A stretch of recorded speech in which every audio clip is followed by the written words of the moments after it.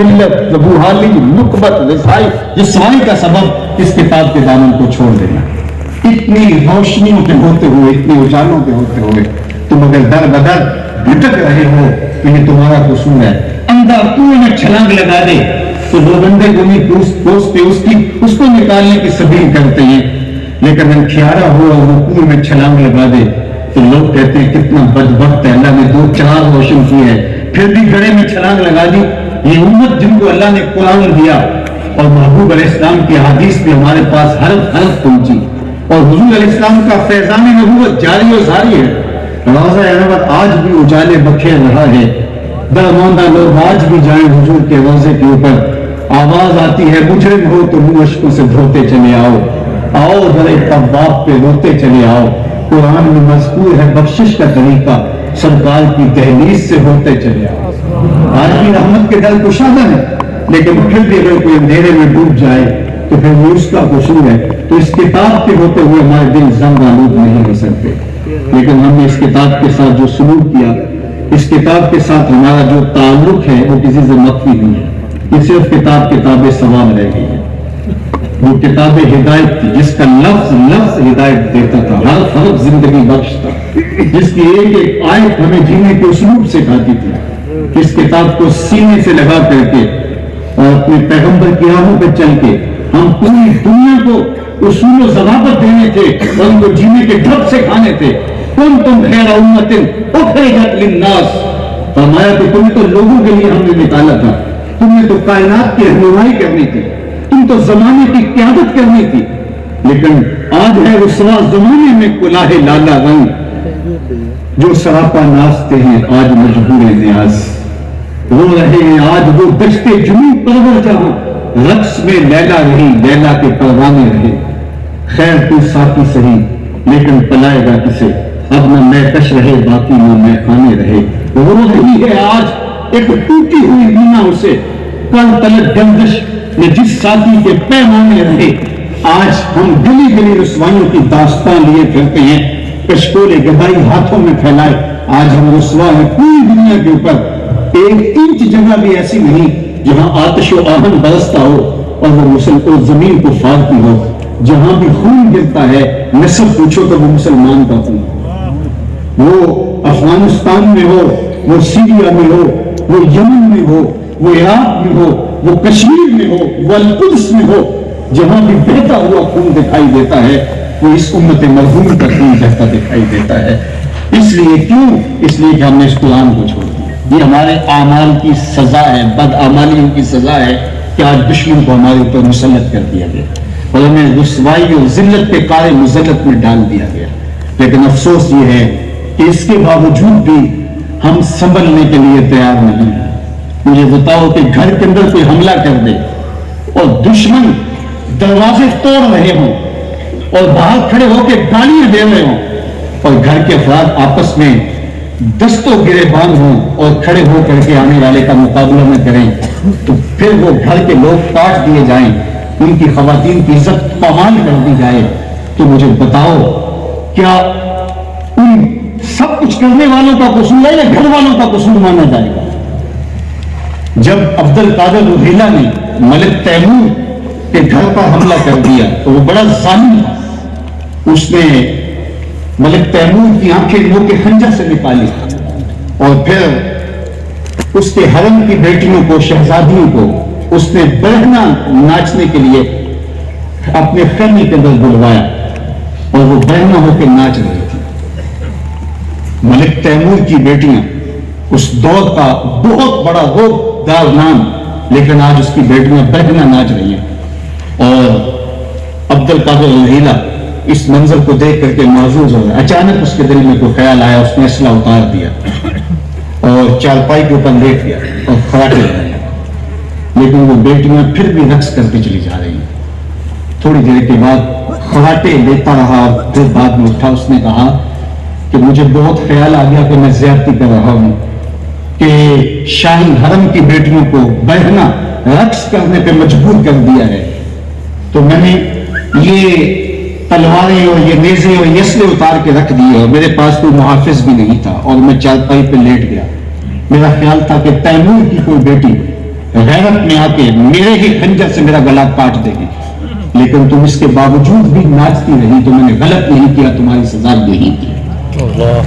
جب قومیں خود اس پہ تیار ہوں کہ ان پر ظلم، جبر اور جول کے پہاڑ ڈھائے جائیں اور وہ اس غلامی کی زنجیر کے ساتھ بندنا اپنے لیے اعزاز سمجھے، تو پھر ان کے ساتھ زیادتی نہیں ہوتی، وہ قابل ترس نہیں ہوتی وہ قومیں۔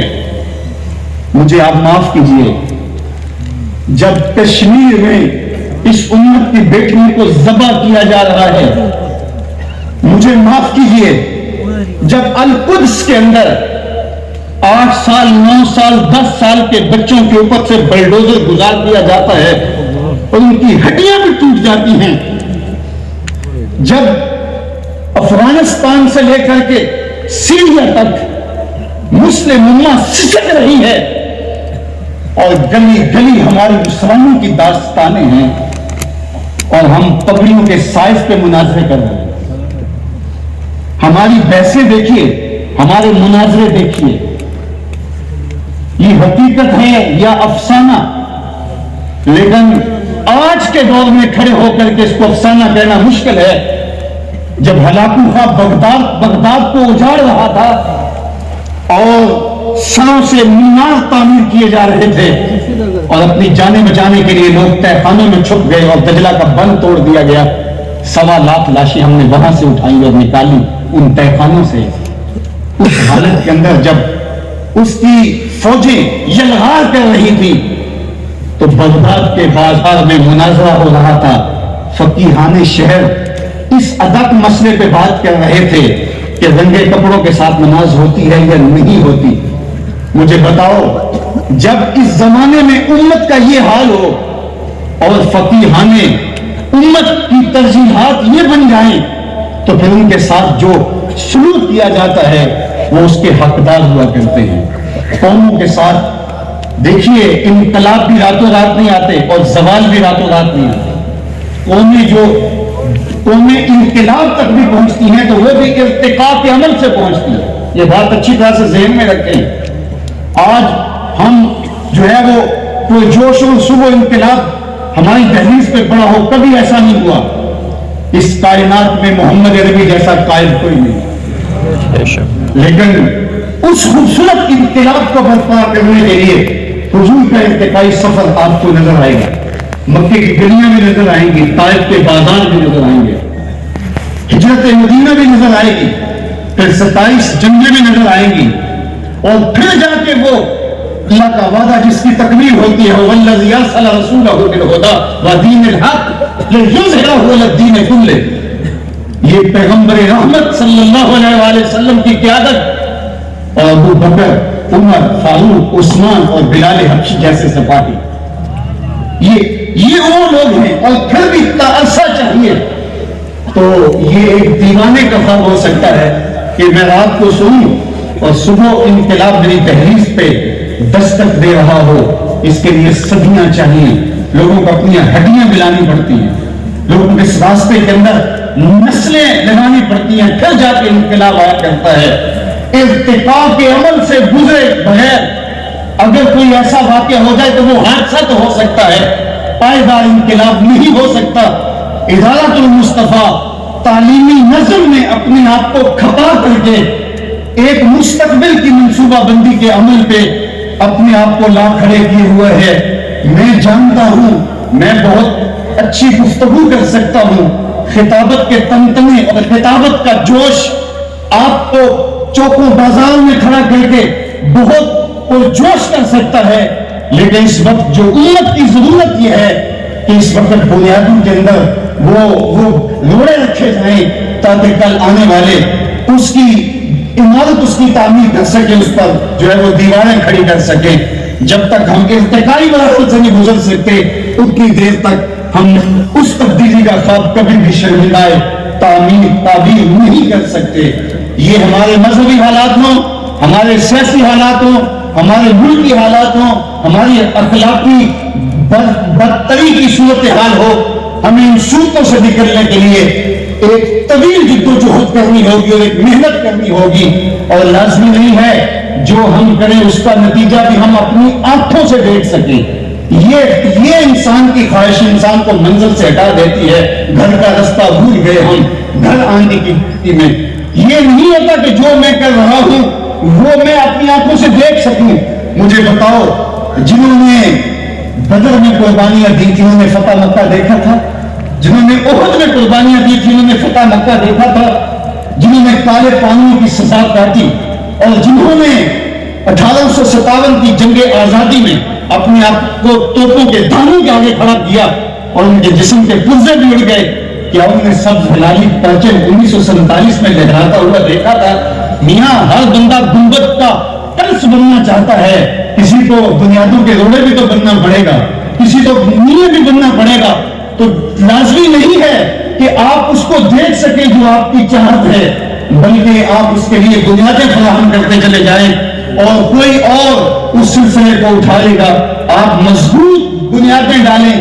میں کوئی دعویٰ نہیں کرتا, ادارت المصطفیٰ کسی دعوے والی تحریک کا نام ہی نہیں ہے, لیکن جب قرض پہ گنبد لگیں گے تو اس وقت اس کا سارا زور اور ساری قوت ان بنیادوں پہ ہوگی. ہم بنیادوں میں اپنا لہو ڈال رہے ہیں, ہم بنیادوں میں اپنا خون ڈال رہے ہیں. حالات کی تلخیاں, حالات کی سختیاں اور حالات کا جبل جو بھی ہو, جس طرح بھی ہو, سہ کے ہم بمنزل آگے بڑھنے اور آگے بڑھ کر کے گزارنے کی آرزو رکھتے ہیں. اور انشاءاللہ وہ وقت آئے گا, آ ملیں گے سینہ چاکانے چمن سے سینہ چاک, بزم گل کی ہم نفس باد صبا ہو جائے گی, شبنم افشانی پیدا کرے گی میری سوز و ساز, اس چمن کی ہر کلی درداش نہ ہو جائے گی. آسمان سحر کے منہ سے ہوگا آئینہ پوش, ظلمت راز کی سیما پا ہو جائے گی. شب گریزہ ہوگی آخر جلوہ خورشید سے, یہ چمن معمور ہوگا نغمہ توحید. مجھے اچھی طرح یاد ہے کہ ہم نے پہلا جو اجتماع کیا تھا وہ صرف 65 لوگوں پہ مشتمل تھا. پہلے اجتماع کے شرکا صرف 65 تھے, اور آج میں دیکھ رہا ہوں کہ یہ کوشادہ لان, یہ پگڈنڈیاں, یہ مرکز کا تہخانہ, مرکز کا مرکزی ہال, اور باہر لنگر خانے سے لے کر گلیوں میں یہ ہجومیں عاشقاں, یہ محبتوں کا ایک عجیب ماحول. اللہ اکبر. وہ کیا کسی نے کہا تھا کہ ہم نے سوکھی ہوئی شاخوں پہ لہو چھڑکا تھا, پھول اگر اب بھی نہ کھلتے تو قیامت کرتے. تو اللہ جل شانہ نے راستوں پر چلنے والوں کو کبھی بھی محروم نہیں رکھا. جو اس کی راہ کے مسافر ہوتے ہیں منزلیں ایک وقت آ کر کے جو ہے ان کو جھوک کے سلامی دیا کرتی ہیں, لیکن یہ کچھ بھی نہیں ہے. یہ ایک جو ہے اللہ کی طرف سے ہمارے لیے انعام کی ایک صورت ہے جو اس نے دکھایا ہے. ابھی نور توحید کا اتمام باقی ہے, کام مکمل نہیں ہوا, کام آگے بڑھنا ہے. ہم نے سر جھکا کر کے اپنے حصے کا کام کرتے چلے جانا ہے. میں کثرت کے ساتھ اپنے دوستوں کو کہتا ہوں, اپنا کام اپنے حصے کا کام. ہر شخص اگر یہ سوچ لے, اور ہم نے الحمدللہ آج تک یہ کلچر ادارت المصطفیٰ کے نہ اسٹیج سے ملا, نہ ہماری خلوت گاہوں کے اندر اس بات پہ بات ہوئی, اور نہ ہمارے مبلغین اور اساتذہ, نہ طلبہ, اور نہ ہمارے فکر کے حاملین لوگوں کے اندر یہ بدکاری پھیلی کہ انہوں نے اپنے علاوہ سب کی نفی کر دی ہو کہ جو ہم کام کر رہے وہی کام ہے, اس کے علاوہ جو کچھ کوئی کر رہا ہو وہ کام ہی نہیں ہے. اللہ معاف کرے, ایک زمانے میں جہادی کلچر آیا تھا, تو اس زمانے کے اندر باقی لوگوں کے لیے جو دیگر دین کے مدات میں کام کر رہے تھے, دین کے دیگر شعبہ جات میں کام کر رہے تھے, تو اس طرح سے مزاحمت ہوئی تھی کہ یہ کیا کام ہے, کام تو یہ ہے. جبکہ ہر شخص ہر شعبے کے لیے رجال ہوتے ہیں, اور ہم ہر کام کا جو ہے وہ ایک انداز ہوتا ہے. لیکن میں آپ کو ساتھ یہ بھی بتاتا چلا جاؤں کہ ایسا بھی نہیں ہے کہ ہم اصلاح کا نام لیں اور اصلاح کے ٹائٹل کے ساتھ ہمارے زبان پہ کبھی جہاد کا لفظ نہ آیا ہو. ایسا بھی نہیں ہے. عموماً مسلمین جہاد کی بات نہیں کرتے, لیکن ہم ڈنکے کی چوٹ کے اوپر جہاد کی بات کرتے ہیں. لیکن وہ جہاد جو فساد کے راستے پہ چلا جائے اور ملک کے اندر ایک نئی ریاست کو جنم دے, اور اس کا نتیجہ پھر یہاں تک پہنچے کہ دودھ پیتے بچوں میں ایک بندہ بم باندھ کر کے گھس جائے, اور پھر اس بچے کے جسم کے لوتھڑے اور بوٹیاں دیواروں سے چپک جائیں, اور جہادی طرز کے حاملین سینے پہ ہاتھ رکھ کے ذمہ داریوں قبول کرتے رہے. تو وہ پھر نتیجہ وہی ہوتا ہے، جب بنیاد سوچ سمجھ کے نہیں رکھی جاتی تو پھر اس کے نتائج پھر اس شخص سے بھی نہیں سنبھالے جاتے جس نے اس بنیاد کو رکھا ہے۔ اس لیے ہماری سب سے اہم ذمہ داری ہے کہ ہم جو کرنے جا رہے ہیں اس کے نتائج کیا پیدا ہوں گے۔ سیدنا عمر رضی اللہ تعالیٰ عنہ کا قول کتنا جاندار ہے، فرماتے ہیں تم یہ نہ دیکھو تمہاری وجہ سے کتنے لوگ سیدھی راہ پہ آئے، تمہارے دیکھنے کا کام یہ ہے تمہاری وجہ سے کسی کا راستہ خراب تو نہیں ہوا، کسی کا معاملہ خراب تو نہیں ہوا۔ ایک ڈاکٹر کے ساتھ سے ایک دن میں 50 مریض شفا پاتے ہیں اور ایک غلط طریقے سے روزانہ ایک مریض مر بھی جاتا ہے، تو کیا اس ڈاکٹر کو آپ ڈاکٹر کہیں گے؟ یار اس کو ڈاکٹر آپ کبھی نہیں کہہ سکتے ہیں۔ اس لیے ہمیں صائب راہوں کا انتخاب کرنا ہوگا، سوچ سمجھ کے بات کرنی ہوگی۔ اس وقت عالم کفر جس طرح امت مسلمہ کو مٹانے کے لیے کچھ ہتھ کنڈے استعمال کر رہا ہے وہ کسی سے مخفی نہیں ہے، اور بہت ساری ایسی چیزیں کہ وہ جو ہم سے توقع کر رہا ہوتا ہے ہم فراہم کر رہے ہوتے ہیں، تو یہ ہمارے لیے بہت بڑا لمحہ فکریہ ہے۔ مٹاتے ہیں جو وہ ہم کو تو اپنا کام کرتے ہیں، مگر افسوس تو ان پر ہے جو اس مٹنے پہ مرتے ہیں۔ مجھے بتائیے اس وقت امت کے اندر جو فتنے تشدد اور اختلاف کے پیدا ہو چکے ہیں اور ہم ایک دوسرے کے جبے پھاڑ رہے ہیں اور ایک دوسرے کے امامے کو دھیڑ رہے ہیں، کیا رسول کریم کا دل گنبد خزرہ میں دکھتا نہیں ہوگا؟ کیا حضور کے ماننے والے اس طرح ایک دوسرے کی ٹانگیں کھینچیں گے؟ آپ اپنے نظری اختلافات کی وجہ سے، فضول اختلافات کی وجہ سے، آپ کچھ امور میں اپنے تنظیمی اختلافات کی وجہ سے، اپنے انداز طریق سے ہٹ کے دوسرے کے انداز طریق کو ناقبول کرنے کی وجہ سے آپ کیا ایک دوسرے کے امامے پھاڑیں گے اور اس طرح ذلت اور رسوائیوں کی داستانیں رقم ہوگی؟ اگر ایسا ہوگا تو پھر تزکیہ کہاں ہوگا، پھر من کی صفائی کیسے ہوگی؟ تو میرا رب کہتا ہے قد افلح من تزکی وذکر اسم ربہ فصلی، اس نے اپنے رب کا نام جپا وصلی اور نماز پڑھی۔ اللہ اکبر۔ تزکیہ میں نماز کو اہمیت ہے، سجدے کو اہمیت ہے۔ سجدہ اللہ کی قربت کا نظامی ہے، سجدوں میں یکسوئی اور اللہ کے حضور بندے کا جھک جانا اللہ کو اتنا پسند ہے کہ جب اس کا سر اس کے حضور جھکا ہوا ہوتا ہے تو اس کے سر اٹھنے سے قبل اللہ اس کے گناہوں کے بوجھ اتار دیتا ہے۔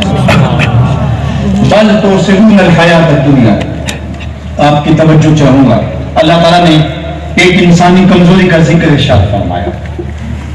تزکیہ کے راستے میں جو رکاوٹیں آتی ہیں اور انسان کے اندر جو پائی جانے والی ایک کجی ہے، کمزوری ہے، وہ کیا ہے؟ تم جیتی دنیا کو ترجیح دیتی۔ انسانی فطرت ہے کہ وہ بھاگتا ہے نفس کی طرف، اور دنیا کی زندگی اس کے لیے ایک میٹھا خواب ہے، ہلمون کہا گیا، میٹھا خواب، اور وہ بھول جاتا ہے کہ یہ سب کچھ ٹوٹ کے بکھر جانے والی چیزیں ہیں، سب کچھ یہاں رہ جانے والا ہے۔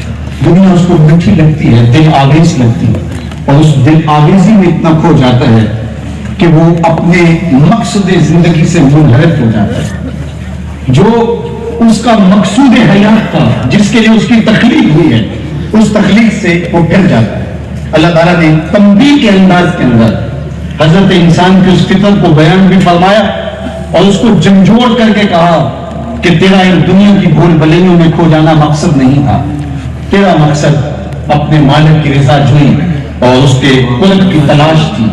تو فرمایا بل تؤثرون الحیات الدنیا، تمہارا ترجیحی انداز کیا ہے کہ تم دنیا کی جیتی زندگی کو ترجیح دیتے ہو۔ والآخرۃ خیر وابقیٰ، حالانکہ آخرت بہتر بھی ہے اور آخرت دائمی بھی ہے، نہ ختم ہونے والی زندگی ہے آخرت، کبھی ختم نہیں ہوگی۔ یہ دنیا جتنی بھی ہو، ایک آدمی 100 سال بھی زندگی پائے تو پھر بھی تو موت ہی ہے۔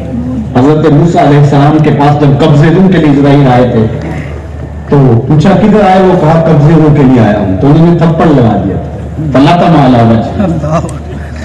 تو واپس چلے گئے تو کہا مالک نے ایک ایسے شخص کے پاس بھیجا جو مرنا ہی نہیں چاہتا، تو کہا پھر جا میرے بندے کے پاس، اسے کہے کہ ایک بیل کی پشت پہ ہاتھ رکھیے گا اور جب جتنے بال نیچے آئیں گے اتنی عمر بڑھا دیں گے۔ حاضر خدمت ہوئے، پوچھا کہ پھر دوبارہ آ گئے، وہ کہا کہ بس آپ کے عمر کے اضافے کا سندیشہ لے کر آیا ہوں، کسی بیل پہ ہاتھ رکھیے گا، جتنے بال نیچے آئیں گے اتنی عمر بڑھا دی جائے گی۔ تو بولے پھر کیا ہوگا؟ کہا پھر موت۔ کہا اگر پھر بھی ہے تو ابھی بھی قبض کر 100 سال بھی جئیں گے تو پھر بھی موت ہے ہنگامہ آرا کل زمین خاموش میں ڈوب جاتے ہیں سفینے موج کی آغوش میں. اگر کسی نے ہمیشہ رہنا ہوتا اس ظاہری زندگی میں تو انبیاء کو موت نہ آتی, لیکن یہ ضابطہ ان پر بھی پورا ہوا. شہنشاہ, قد قلا, بادشاہ, بڑے بڑے حکامات, دانشور, صحت مند افراد بھی آغوش موت میں اتر گئے. میں اور آپ ہوتے کیا ہیں؟ ہم تو ایک ایسا جرثومہ جو خود بین سے بھی پورا دکھائی نہیں دیتا, اس نے پوری دنیا کو ہلا کے رکھ دیا. انسان ذرا دیکھ تو ہے کیا؟ وَمَا يَعْلَمُ جُنُودَ رَبِّكَ إِلَّا هُوَ, اللہ کے لشکروں کو تم جانتا ہی نہیں ہے اس کے لشکر کیسے ہیں. وہ لنگڑے مچھر سے نمرود کے خاک کو, اس کے تکبر کو خاک میں ملانا جانتا ہے. وہ وبیلوں سے ہاتھی مروانا جانتا ہے. وہ کرونا وائرس سے پوری دنیا کا نظام معطل کرنا جانتا ہے. اس کے لیے کوئی مشکل نہیں ہے. بل تؤثرون الحیات الدنیا والآخرۃ خیر وابقیٰ, کہا آخرت بہتر بھی ہے, دائمی بھی ہے. دائمی اور بہتر, صرف اس پر ایک بات سن لیجیے. حضور علیہ السلام نے فرمایا دنیا اور آخرت کی بہتری کے حوالے سے کہ دنیا آخرت ان کا کتنا فرق ہے.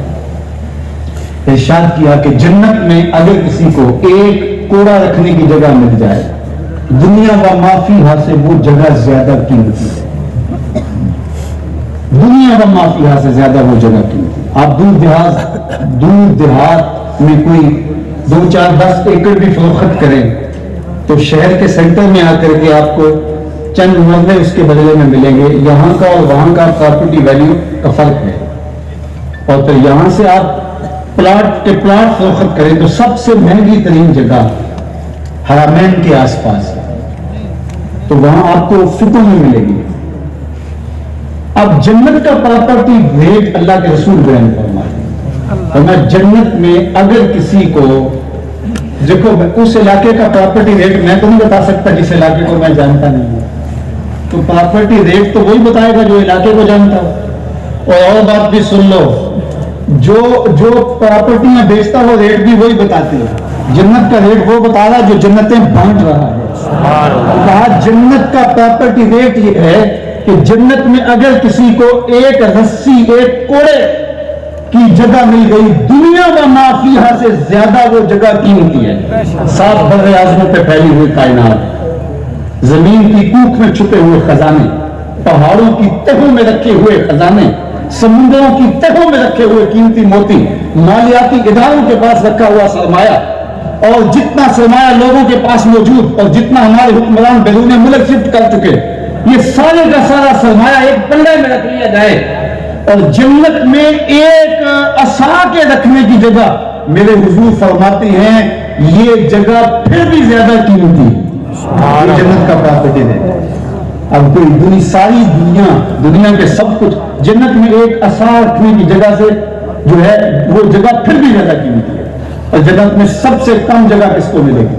بخاری اٹھائیے, جو سب سے آخر میں جائے گا, جو سب سے آخر میں جائے گا اس کو سب سے کم جگہ ملے گی. کتنی ملے گی؟ حدیث پاک میں آتا ہے سب سے آخر میں جو جہنم میں سے نکالا جائے گا وہ جہنم سے کوئلہ بن چکا ہوگا, پھر وہ وہاں سے نکالا جائے گا, پھر آب اس کے اوپر چھڑکا جائے گا. ہمارا جس کا سبزہ ہوتا ہے اس میں زندگی پیدا ہونا شروع ہو جائے گا. پھر اللہ کے حضور وہ حاضر ہو جائے گا. اللہ فرمائے گا بتا تیری کوئی آرزو, تو وہ کہے گا یہ. اللہ کہے گا لکا ما تمنیت, جو تو نے آرزو کی جا تجھے عطا کر دیا. تو دنیا کے اوپر چند آرزوؤں کے بس جہنم خرید چکا, تھوڑا صبر کر دیتا, تیری آرزو میں پوری کروں. اللہ اکبر. بندہ بندے پہ راضی, اللہ پہ راضی نہیں ہوتا. حضرت امام راضی نے بڑی خوبصورت بات لکھی, یا ایتھا النفس المطمئنہ ارجعی الی ربک راضیۃ مرضیہ, کہ اللہ فرماتا ہے بندے قیامت کے دن آواز آئے گی, بندے آ جا میرے پہ, تو میرے پہ راضی ہو گیا میں تیرے پہ راضی ہو گیا. یہاں امام غزالی لکھتے ہیں کہ اللہ کا بندے پہ راضی ہونا آسان ہے, لیکن بندے کا اللہ پہ راضی ہونا آسان نہیں ہے. یہ راضی نہیں ہوتا, جو مرضی ہو جائے یہ راضی نہیں ہوتا, لیکن جو اس کے باوجود اللہ پہ راضی ہو جائے پھر اللہ اس کو راضی کرے گا. اللہ اکبر. ایک حدیث میں آپ کو بارہا سنا چکا ہوں, سید علی مرتضیٰ سے مروی, جو اللہ کے دیے گئے تھوڑے رزق پہ راضی ہو گیا، اللہ اس کے تھوڑے عملوں پہ راضی ہو جائے گا۔ اللہ اکبر۔ تو اللہ فرمائے اللہ کا ما تمنا تھا، جا تم نے جو جو مانگا تجھے دے دیا، اب بتا تجھے کیا چاہیے۔ تو اللہ فرمائے گا اب تو جنت میں چلا جائے۔ تو اس کو تو ہوگا کہ اگر میں جنت کے سایہ دیوار میں بھی ٹھہر جاؤں تو غنیمت ہے میرے لیے، چونکہ اس کی حالت یہ ہوگی کہ وہ جہنم کے رگڑے سے کیا ہوگا، آراف میں جگہ مل جائے۔ یہ وہ جگہ ہے جہاں جنت والی سہولتیں نہیں ہیں اور جہنم والی سختیاں نہیں ہیں، تو وہ کہے گا مجھے آراف میں بھی جگہ مل جائے تو غنیمت ہے، لیکن اللہ کہے گا جنت میں چلا جائے تو خوشی ہو، چلو دو مردے کا جھونپڑا ہی صحیح، لیکن اسے کہا جائے گا جنت میں چلا جا اور دنیا سے 10 گنا جگہ تیرے لیے جنت میں عمارت ہے، 10 گنا دنیا سے جنت، 10 گنا جگہ دنیا سے جنت میں تیرے نام کر دی۔ اللہ یہ 7 بر اعظموں پہ پھیلی ہوئی کائنات، اس کو 10 سے ضرب دیا، اللہ اکبر، 70 بر اعظموں کے برابر یہ اس کی پراپرٹی ہوگی جو سب سے آخر میں جائے گا۔ تو ابو بکر عمر کی پراپرٹی کا عالم کیا ہے، سیدہ کائنات کی پراپرٹی اور جائیدادوں کا عالم کیا ہے۔ تم نے یہاں اولے ڈال رکھے ہیں قطع زمین کے لیے کہ باغ فتح کے لیے لڑائی ہوتی رہی، اور میاں وہاں تو ان کی چوکھٹ کے ادنا فقیر کو اس دنیا سے جو ہے وہ 7-10 گنا زیادہ جائیدادیں نصیب ہوں گی۔ اللہ اکبر۔ تو یہ ہے جنت کی پراپرٹی۔ اب دنیا کی زندگی خیر و ابقا، ابقا کا مفہوم یہ قرآن سے پوچھیے۔ اللہ تعالیٰ قیامت کے ایک دن کی مقدار بتاتا، مقدارہ 50,000 سنہ، قیامت کا ایک دن دنیا کے 50,000 سالوں کے برابر ہوگا۔ 50 سالوں کے نہیں، 50-100 سالوں کے نہیں، 50,000 سالوں کے برابر ایک دن، اور یہ ساری دنیا 60 سال کی۔ اس میں تیسرا حصہ تو روز سوتے نا، 8 گھنٹے روز سوئے تو 20 سال یہ نکل گئے، 20 سال یہ نکل گئے، باقی 40 سال رہ گئے۔ روزانہ 1 گھنٹہ کم از کم واش روم میں لگتا ہے تو 1.5 سال یہ نکال لیجیے۔ بچپن کی مدہوشیاں، بڑھاپے کے دھکے، رشتے داروں کی طرف سے دی جانے والی ٹینشنیں، ہمسایوں کی طرف سے، ٹریفک راستے میں روکی، پریشانیاں، اذیتیں، آپ نکالیں تو زندگی کے پلے بچتا ہی کیا ہے؟ یہ زندگی کے پلے بچتا کیا ہے؟ میرے ایک دوست نے حساب نکال کے کہا کہ 17 سال بچتے ہیں 60 سال کی اگر زندگی ہو، چلو آپ 60 سال ہی لگا لیں، یہ ٹوٹل زندگی، اور آخرت کا ایک دن 50,000 سال کا، ذرا رکھو نا اس کے مقابلے میں اس کے پلے بچتا کیا ہے جس کے لیے آخرت برباد ہے۔ حضرت داتا گنج بخش علی حجویری کے شیخ ابو الفضل کہتے ہیں دنیا یومن ولنا فیہا صوم، دنیا ایک دن ہے اور ہم روزہ رکھ کے گزار رہے ہیں، دنیا ایک دن ہم روزہ رکھ کے گزار رہے ہیں، یہ گزر ہی جائے گی۔ وہ ریشم و کم خواب میں سرمست ہیں تو کیا، رات اس کی بھی کٹ گئی جو کہ نور تھا، جو برہنا بدن تھا رات تو اس کی بھی گزر ہی جاتی ہے، زندگی تو گزر ہی جاتی ہے جیسے گزرے، اصل زندگی آخرت کی زندگی ہے۔ خلوت کھودتے صحابہ پر پیار آیا تو یہی کہا اللہ زندگی وہی ہے جو آخرت کی زندگی ہے، میرے انصار کو بھی بخش دے، میرے مہاجروں کو بھی بخش دے، یہ زندگی اچھی بنا لیں، میں نہیں آپ کو روکتا، گھر بھی اچھا بنا لیں، گاڑی بھی آپ کے پاس اچھی ہونی چاہیے، اچھا کھائیں اچھا پہنے، بالکل نہیں روکتا، شریعت بھی منع نہیں کرتی۔ 3 چیزیں آدمی کی خوش قسمتی سے ہیں، اچھا گھر، اچھی بیوی، اچھی سواری، میں آپ کو نہیں روکتا، لیکن یہ چیزیں اگر آخرت کے سودے پر ہوں، آخرت کو برباد کر کے حاصل کی جائے تو یہ خسارے کا سودا ہے، اور اگر آخرت کا کچھ نہیں بگڑتا اور دنیا کی زندگی بھی سنورتی ہے تو یہ راستے ملتے ہیں، ہمارا دین ہمیں راستہ دیتا ہے۔ تو آئیے یہ جہاں بھی سوار لیجئے، وہ جہاں بھی سوار لیجئے، میں اور آپ ایک ایک سانس اللہ کے لیے، اس کے رسول کے لیے بسر کریں، ہمارا جینا مرنا اللہ اس کے رسول کے لیے ہو، ہماری ایک ایک سانس اللہ اس کے رسول کے لیے ہو، ہم جیے تو اس کے لیے، ہم مرے تو اس کے لیے، اللہ ہم کو دنیا آخرت کی بلائیاں نصیب فرمائے۔ ابھی سلام ہوگا، سلام کے بعد دعا جو کہ مخ العبادہ ہے اس میں سارے لوگ شامل ہوں گے، پھر باجماعت نماز کے ساتھ انشاءاللہ نماز عصر ادا کی جائے گی، اور اس کے بعد آپ کو اجازت ہوگی خیریت کی دعاؤں کے ساتھ آپ کو رخصت کرتا ہوں کہ محمد سے وفا تمہیں تو ہم تیرے ہیں، یہ جہاں چیز ہے کیا لوح و قلم تیرے ہیں۔ وآخر دعوانا ان الحمد للہ رب العالمین۔